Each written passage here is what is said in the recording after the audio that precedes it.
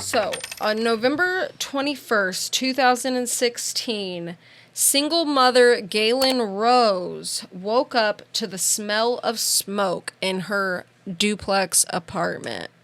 This was a home converted into a duplex. Her 4 daughters were trapped upstairs in their bedroom, and she tried to rescue them, was unsuccessful, and went outside. There were several 911 calls by neighbors and bystanders, which, by the way, we're not allowed to hear any of those. They were considered evidence for the investigation, so they never have let anybody hear the 911 calls. Weird. That's always weird when you can't hear a 911 call. Yeah, because it's probably just, you would think it's just people saying there's a fire. Like, hey, this house is on fire. Help. I saw a group of people running. Like, that seems like the most nonchalant, you know? It's strange. So, first to respond was a Flora police officer and a Carroll County Sheriff's deputy. Both officers tried, and I watched the body cam footage for this, and they're like coughing and stuff, and it's, you hear the mom yelling and everything, and it's sad. Like, you hear them trying to get up those stairs, and they literally cannot. They cannot. They try to rescue the girls, and they can't. They just can't. Kenya, Kiara, Cariel, and Kiani were the 4 little girls that died that night. One of the police officers ran to the fire department, which was just like a few seconds away. Jeez. Why were they not there already? That is a huge issue in this case, is that the fire department did not respond timely. So he goes in there. He was a volunteer firefighter. He gets his gear on. He hollers at him, let's go. And they, he runs back, and then he goes in the house, him and the other officer, and try to get the girls. Something goes wrong. And in the body cam footage, you hear screaming. And then you hear an alarm bell about the oxygen monitor beeping, like low oxygen. Something goes wrong. So then firefighters have to run in there and rescue the police officer and the girls. They pull them all out. They start doing CPR right away. Not all of them are unresponsive, except for the police officer who's rushed to the ER. He survives, but he had significant injuries. Gosh. Yeah, it's honestly terrible. Absolutely terrible. That is. Mm-hmm. So surrounding fire departments from Flora and Delphi extinguished the fire. The apartment was owned by 2 local businessmen, one of whom was the sitting president of Flora Town Council at the time of the fire. Now, November 21st, 2016 is when all of that happened. The next day, the Indiana Department of Homeland Security releases a statement saying they're investigating the fires and how it started, and they believe that it started in the kitchen behind the refrigerator, is what they claim the next day. News outlets quote an unnamed source who says investigators are focusing on the home's electrical system. Then, January 28th, 2017, so the next year, like this happened in November, so just a couple months later, the Red Cross, in cooperation with the local fire department, conduct a door-to-door smoke detector campaign to inspect existing smoke detectors and install new ones. See, here's the thing. It says, ironically, businesses, contractors, and rentals were not eligible for the replacement smoke detectors, so Galen Rose's apartment would not have been eligible for new smoke detectors. Here's the thing. The smoke detector in her girl's room wasn't working. It didn't work. It failed. And that was a point of contention in this case, especially with the landlord. Yeah. Yeah. So, January 28th, 2017, the fire investigator with the Indiana Department of Homeland Security announces that the cause of the fire was arson, with multiple accelerant sites throughout the home. 2.5 weeks later, on February 13th, is when the Delphi murders happen. Now, one thing I want to bring up is that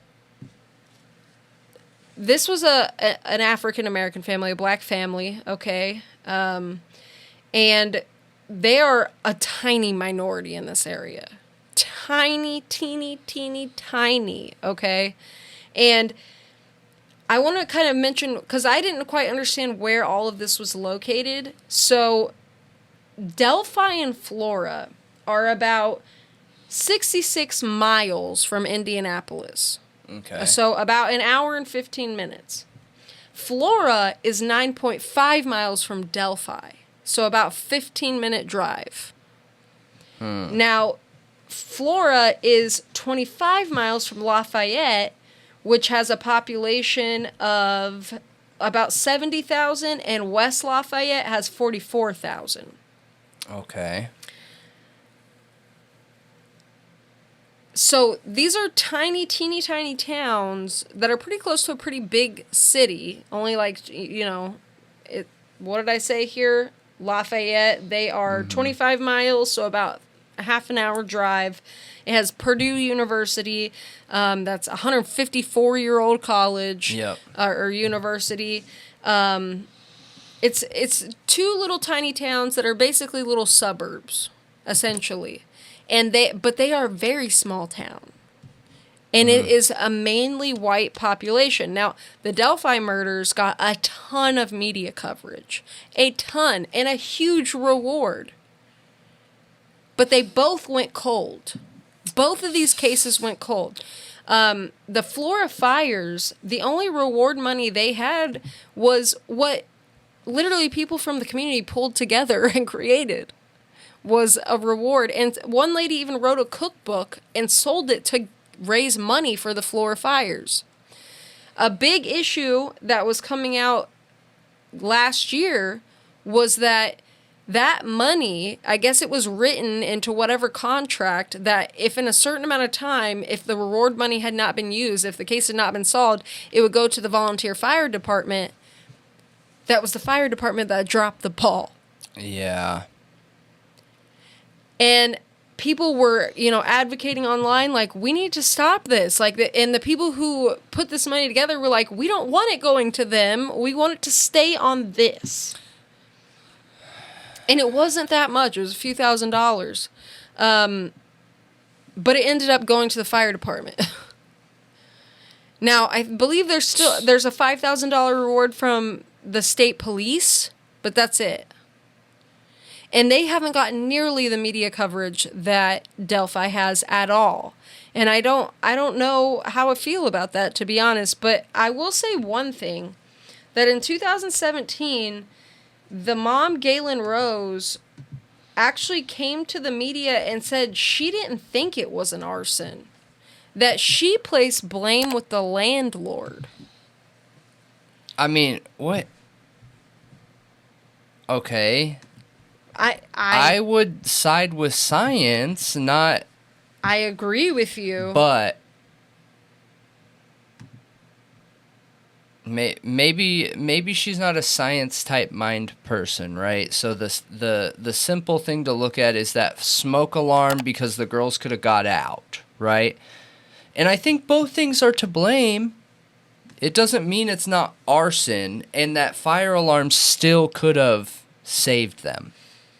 Yeah. You know what I mean? Yeah, I see what you're saying. It could be both are to blame. Yeah. But, so she sued her landlord. And I know that last year, there was some news coverage that went around saying, well, once this lawsuit gets to court, we might actually get some more details and answers on the investigation because it's been extremely tight-lipped. We don't know anything. We don't know anything, hardly. They won't even give us the 911 calls. Well, they settled, so we don't know anything still. Great. Yeah, they literally settled this September of this year. So yeah, everybody was looking forward to that was following this case. So there's literally just no information on this. Yeah. Nothing. The lawsuit claimed Zero.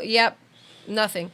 The lawsuit claimed that Rose complained to the landlord about a lack of working smoke detectors, non-functioning electrical outlets, and non-locking doors in the home prior to the fire. Originally, the investigators said they found accelerants in several parts of the home, but that was later found not to be true. According to previous reports, Indiana State Police said at the time that it was discovered that accelerants were only found in one part of the home, showing where the fire began. How does that not prove it's arson? I don't know. A peer review of That's convenient that there's an accelerant where it starts. Duh. So that doesn't make any sense. Yeah.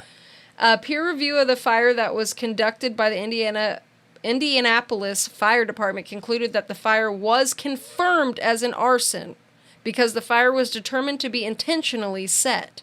ISP, Indiana State Police, were called to continue the investigation into the incident. And what you said about it not being an arson, that was ISP saying that. It was ISP saying it wasn't. It was They the aren't Indianapolis trained for that. Fire Department saying it absolutely was. So ISP cannot say that. They are not trained to make those decisions. I would trust the fire department before I would trust the freaking cops on what is causing a fire. Well, yeah, it's their job. The fire department is trained. Those fire investigators, this is their whole life job and everything. The cops have zero training. Yep. None. Yep. Zip. It is not part of their law enforcement curriculum. So February 8th to February 15th, 2017, an independent fire investigator sends numerous emails and voicemail messages to the pertinent investigative personnel to strongly refute the findings of the initial fire investigators, stating the findings were completely based on speculation, saying that this whole electrical fire makes no sense. That is them literally just speculating. There's no evidence for that. This sounds so like what? It's so shady. You're right. Why does this change so many times? Well, that was in 2017. So I jumped ahead to this year when we are looking back on all of it and the settlement was reached. Now we're going back to 2017 and what's going on in the timeline of this case. So after this, we see resignations. So the ISP detective originally assigned to the case on May 25th in 2017 assigned to the case accepts another position at ISP, and a new detective is assigned after conflict of interest questions arise. Conflict of interest? Mm-hmm. So the original detective had previously investigated the wife of the Indiana State Department, I don't know why I keep putting state in there, of Homeland Security fire investigator who originally investigated the fire. She is also the mother of the Flora Fire Department chief who responded to the fire on charges of embezzlement for which she was convicted. Okay, what does that have to do with the crime? I don't understand all of it. That's why I'm saying we have to dig deeper into this, because what we're seeing here is a bunch of different layers of corruption and different people, and you're like, how do you even put this together? Yeah, because, well, the thing is, he is not held responsible for her crime. No. So why does that mean that his job wasn't done correct? So he investigated her, and she is the wife of the Indiana Department of Homeland Security fire investigator who originally investigated the fire. That's the person who said it was an electrical fire. But he investigated her, and her husband did the job. Like, her doesn't matter. Who cares if he investigated her? Does that matter? Because all the fire person is doing is determining if that fire was done or not, and then handed off the investigation to find out who started the fire with the police. Well, she's also the mother of the fire department chief who responded to the fire, which there was a delay. So I wonder, I don't understand how that's a conflict of interest. No, it makes them look bad. Those questions were risen. Okay. So there's a new detective assigned. A local investigative journalist meets in June 2017. A local journalist meets with the superintendent of Indiana State Police and the Carroll County prosecutor after receiving leaked copies of emails sent by the independent fire investigator. They got to the bottom of it. But anyway, May 18th, 2018, which is the next year after that, this is 2 years almost after the fire, the mother of the victims files a wrongful death lawsuit in federal court naming one of her landlords the father of her children, an appliance manufacturer. And it was just settled this year. I mean, the settlement is not a big deal. Settlements always take forever. I'm more worried about the criminal aspect of this. Yeah, there was never a suspect named. Not ever. Yeah, and to me it sounds like the fire department are making a determination of what something is, and the police keep coming back and saying, no, it's not.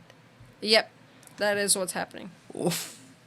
It's so ridiculous. Mm-hmm. It is ridiculous. Absolutely. And it was, so, look, it's, the next day, it's undetermined, but they think it's electrical system, okay? January 28th of 2017, it's literally the state fire marshal who says it's an arson. That's the person who should be making that determination. That's why I'm just really confused why ISP is in there at all making a decision. That's not their job. Here, May 25th, the Homeland Security, okay, the fire is ruled intentional by Homeland Security and new ISP detective takes over the case.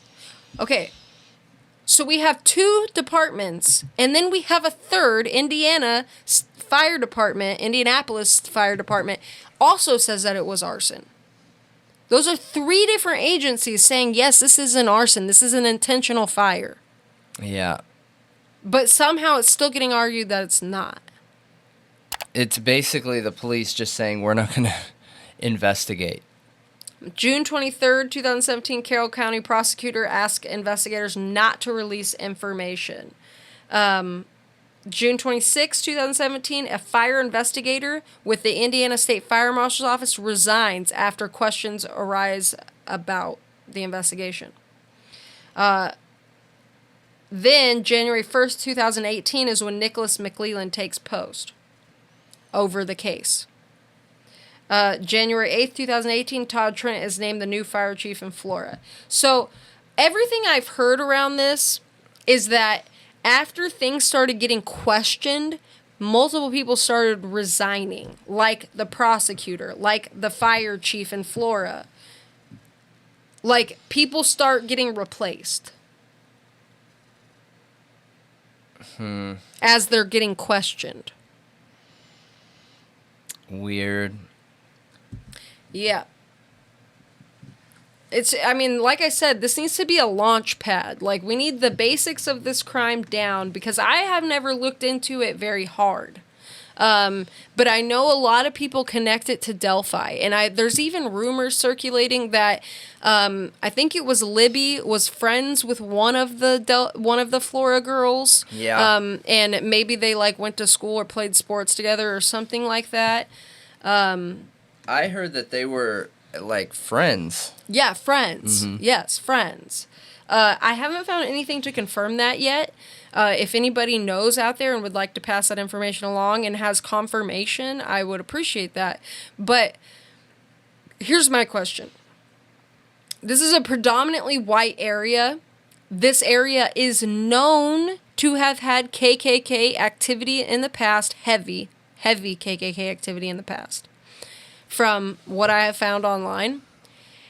Not so much now, but it's also pretty close to the starting point of where the Vinlanders, a skinhead gang, was formed. There are rumors, okay, that Brad Holder told his ex-wife that the reason the girls were killed was because one of their moms was dating a black man or someone outside of the race. These girls were killed in a fire determined by at least 3 different agencies, if not more, to be an arson, and they are one of the only black families in this area. Yeah. Their case stinks. Something's wrong with it. Yeah, I agree with you. I agree.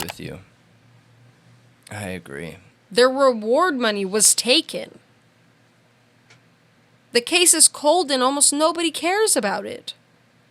Yeah, it's horrible. You know, what is he? He's the guy that's over ISP that is always talking about Delphi too. What is his name again? Doug Carter. ISP Superintendent Doug Carter. He claimed, I saw this in Grizzly's video, which she's awesome. I like her. But she played this video clip of Doug Carter saying he wrote on a sticky note when he got the information about the Flora fires, and he keeps that on him now. And he said he'd give his life to find out who killed those girls.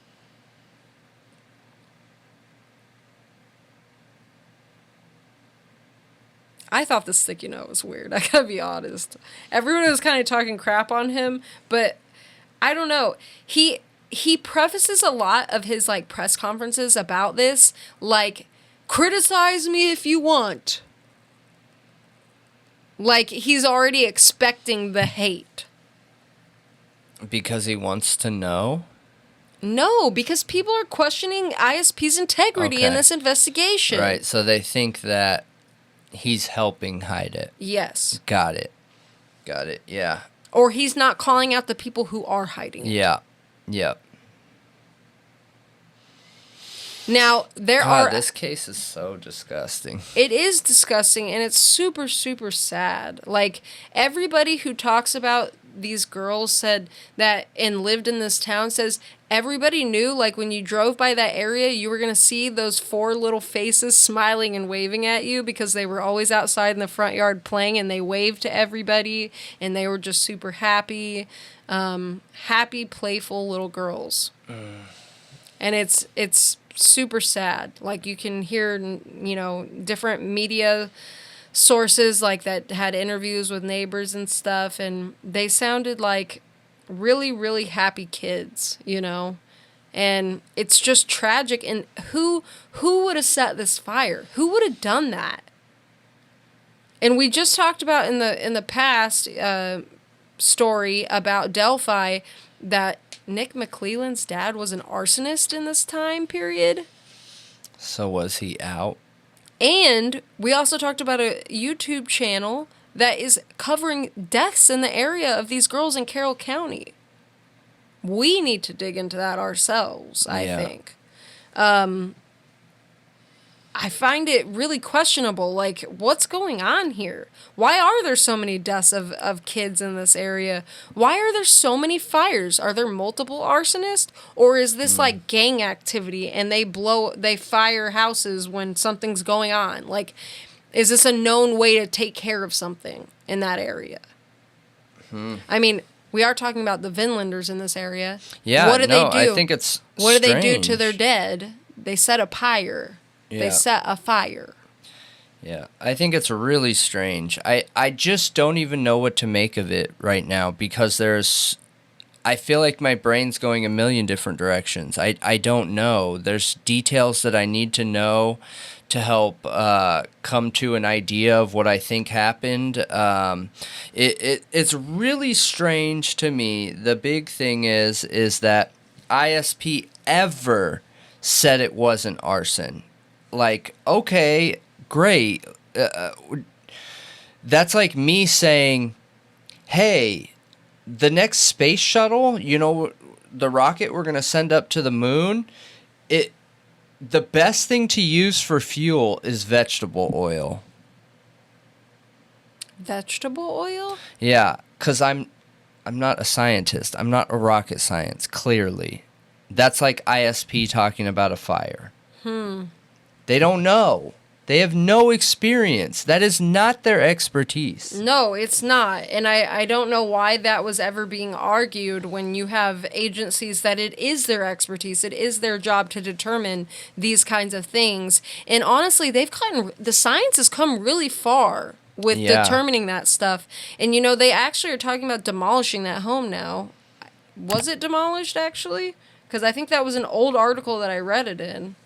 I'm not sure. But I don't know how much could be gotten from it at this point. I think it's been gone over by many different agencies. And honestly, I trust, because all of the people who were qualified to make that call said it was an arson. So I don't care what anyone else says. Exactly. I only care about the qualified answers. I agree. And multiple of those agencies went over this house, and all of them that I have seen decided it was an arson. So that's what I trust. Yep. I just want to know, is there no suspect because of lack of investigation? Were they even looking for a suspect ever? I'd love to know what their suspect list looked like. But if I had to guess, my guess is no, because every time they got to reclassify what kind of crime it was, they did. So why would you look for a suspect if it's not intentional? Exactly. Yeah, but I found some documents on all of this that I'm going to be digging into. I'm going to be digging into those resignations more. That's to try to understand that, see if there's any political stuff surrounding them, and the deaths in the area. And we're gonna follow up on it. Yeah, absolutely. But that is a wrap. Tell us what you think. If you have any information on the Flora fires, because I know that there are people who have been following it and digging into it, please send it my way. Our Discord, our email, let's talk about it. Yep. Let's get into it. Yeah. But that's it. That's all I got. Leave a comment.